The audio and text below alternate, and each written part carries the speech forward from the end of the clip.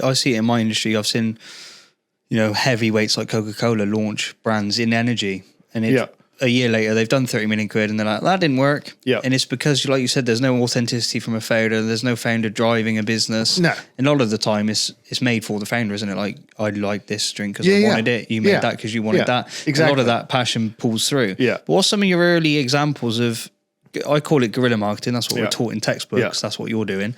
How do you guerrilla market in e-cigs? The big one that everyone, I used to not say because it felt ashamed a little. But you're out now, so go for it. Yeah. So the place I went, so I sat back and went, where are people going?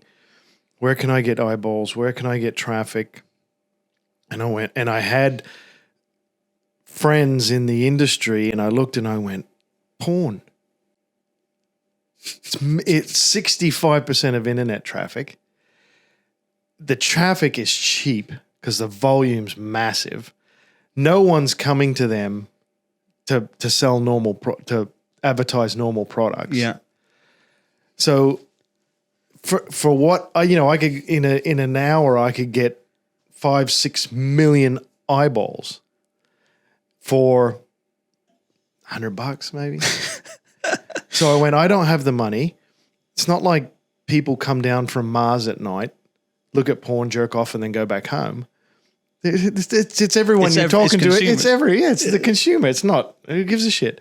And so I just took over porn sites for, I'm talking reskin their whole site. So risky as a new brand though, surely. Why?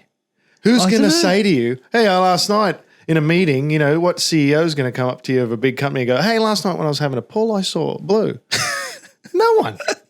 No one's going to say anything. So, where was the risk? And I would get calls from potential investors and stuff. I knew I was only on porn sites. They didn't. So they assumed I was everywhere on the net. Okay, so there's your caveat. Yeah. And who's going to say, no one's going to go. No one's going to come in. I saw you last night. Who goes into work and goes, hey, on a porn site last night, I saw this great product. Yeah. No one's going to say, they're going to go, on the net last night, I saw this thing called Blue, and they'd share it. And talk. But you think that, again, it goes back to not being in the normal place and the normal path. When you're on a porn site, apparently I've heard, there's advertising for, sex toys and other porn sites and stuff. So everyone's sitting there that first night at home with their pants around their ankles, and all of a sudden, here's a normal product. And so it crashed my site. It was that much traffic. Really? Yeah. Jesus. So, and then we continued that. What'd your investors think? They was like, cool. Care. They just wanted their money back. Yeah. They was like, as long as people. Oh, they knew. They knew, yeah. Care. No. Most people don't privately, but publicly. Yeah. I think this is highly inappropriate. Yeah. Of course. But then they go home at night, pants off, and yeah. Great to carrot. It's a fascinating way you've took that.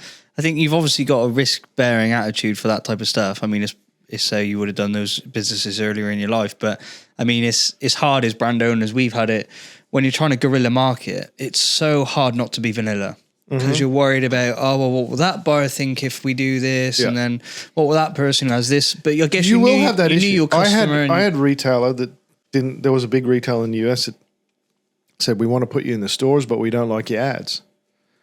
And I said, well, then you don't like us. See ya. Yeah.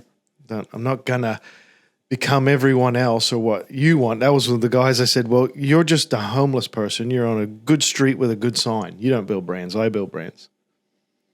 And so we never did business with them. Yeah. No, it's an interesting conviction. Wasn't going to cater to them because I knew I was going to attract way more because of how I marketed and the genuineness on it and then the passion than one that just didn't like one ad I did. Yeah. And the bad thing, I wasn't going to run that ad again, but I also wasn't going to cater to them and say I wasn't going to run it again. And it gives you that fuel to piss off. Yeah. I mean, I've seen it even when I've seen Blue ads in London now. Yeah. And they've still, even though it's now owned by a tobacco company, it's still got that attitude. I can't remember what the sign was now, but there was still a bit of attitude there that they're trying to keep. Which is interesting. Well, they got rid of everyone, so they don't have it. They're just trying to safe mimic what we did and do it. It's funny to watch it now, how soulless it's become.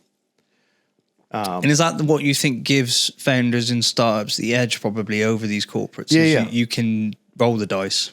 Yeah. Easier, They can more times. too, but their perception is that they can't. And I think a lot of the times with stock price and all that sort of crap, they can't, which is why they acquire. It's so much easier to acquire and cheaper, and it doesn't, it's not taxed the same way, that sort of stuff. Yeah. So, but that's the great thing about founders is you get to play around and do those things and take risks as compared to corporate.